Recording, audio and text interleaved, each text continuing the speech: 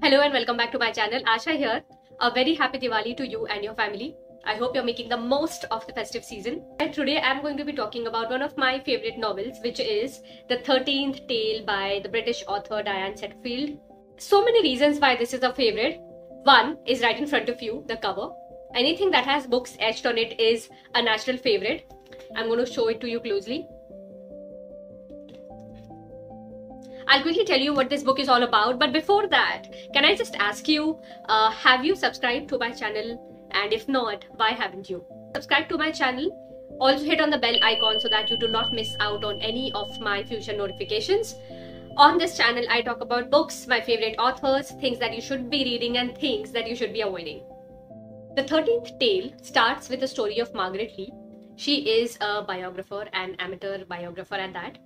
Now, she leads a very simple life and she lives with her father in his library until one day she figures that she had a twin who is no more. So, obviously, her life is turned upside down. What happens amidst that is she receives this letter from this celebrated novelist, Vida Winter. Now, this is one author who is so successful. She's so famous, and there are obviously dozens of, interviewers and biographers who want to write about her. But she's never let out her own personal story. But when Margaret Lee receives a letter to be the biographer who writes about Vida Winter's life, obviously she is shocked. One thing, she doesn't know anything about Vida Winter. Secondly, she has seen the set of her books in her father's library, the 13 Tales of Desperation. When she finds this, book set, she finds that it's just 12 tales and the 13th tale is kind of missing. Now, this is the one tale that has held all of Vida Winter's audience and readers by the hook, because she never published the 13th tale. So obviously it is much the talk of the town. Now, Margaret Lee has been chosen to pen down this 13th tale. So obviously, she is shocked, she is surprised, and the story thereon is about Vida Winter's life. It's also about Margaret Lee's own life. The 13th tale, while this is about books and it's about reading and it's about libraries and letters and authors and novels and books and the world of books and so on and so forth, it's also the story of the March family, Isabel and Charlie March. It's also about these twin girls, Adeline and Emmeline, and it's about their life at the Angelfield house. This tale essentially takes the reader along with Margaret Lee back to the childhood days of Vida Winter, how it's connected to Vida Winter, what happened there. It's years and years of story and drama and everything kept tightly shut in a chest in one corner of that particular house, and it's all going to be unearthed now. So what comes off the chest are tales of incest, tales of weirdness of these little twin girls, a caretaker who is cruel, who is wicked, who is torturous, a fire that breaks down the Angelfield house, books that are burned. There is also a mention of Jane Eyre in this story. The plot is so unpredictable. You don't see even a single scene or moment of what comes to you, because it's all written so well, it's thought out so brilliantly. Like a lot of other novels, this book also has been structured and it's divided in two parts, the beginnings and the endings. The beginnings part of the book is really about, how Margaret Lee comes to live with Vida Winter in her present house, and, how they embark on this journey of finding out this one big secret of Vida Winter's life. The ending, however, is about that one big tragic incident that happens that changes the life of the author and that has led her to where she is today. If I love plot driven stories, novels, the second best thing always is to come across characters that stay with you.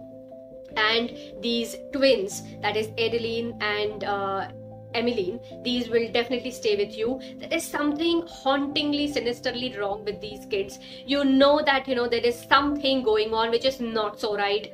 And that, nature or that behavior of, these kids defines the mood of this novel so much. the kind of relationship that exists between Isabel and Charlie is also kind of really weird, and they are so dependent on each other, and they cannot live with each other, nor can they live without each other. They are twins again, and that also greatly defines the flow and the mood of this novel.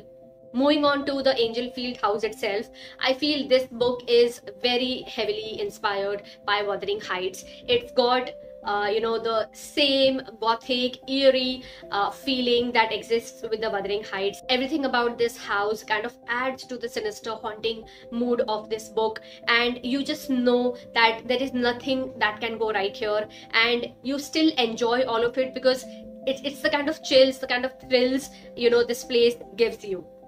And if you are a lover of Wuthering Heights, you will relate with this book so much.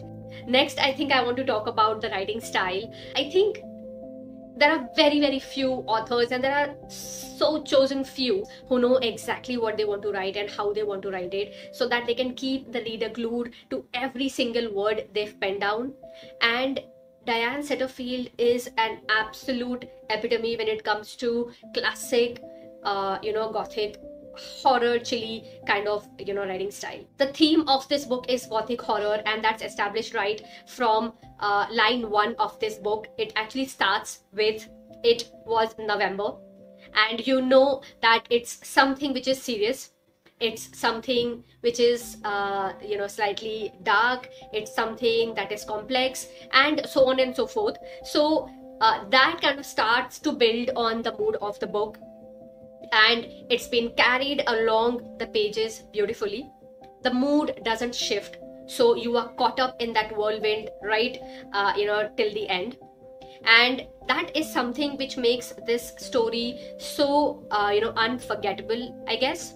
Overall, this tale of Veda Winter, which is a tale of losses, it's a tale of twins, it's a tale of tragic incidents in families, it's a tale of dysfunctional families, it's a tale of neglect, of mourning, of books, it's a tale of love for reading. So there are so many things going on in here, and not once will you get bored or anything. Yes, you might tend to feel that it's a little too long, but that I felt was essential in order to establish that mood of the novel, in order to sketch out those characters so brilliantly, flawlessly. Guys, I realize I can keep talking about this book to no end, and that's not something I want to do, so I don't want to bore you out with the review itself, which is why please go and grab your copy of The 13th Tale. I've already shared the link for you to buy this book in the description box below. Run, get the book, read it, let me know what you think. You can share your thoughts in the comment section below. One more thing, if you want to read the detailed review of this novel, it is available on my blog, which is www.bookteef.com. I am going to end my review here. Once again, I would like to thank all those lovely people who chose to vote on my poll and help me pick The 13th Tale. That's all for today, guys. I am still looking for content for my next video, so if you have any ideas, toss them to me. I'll try and utilize those. I'll see you soon again in my next video. Until then, be reading, be inspiring. Goodbye.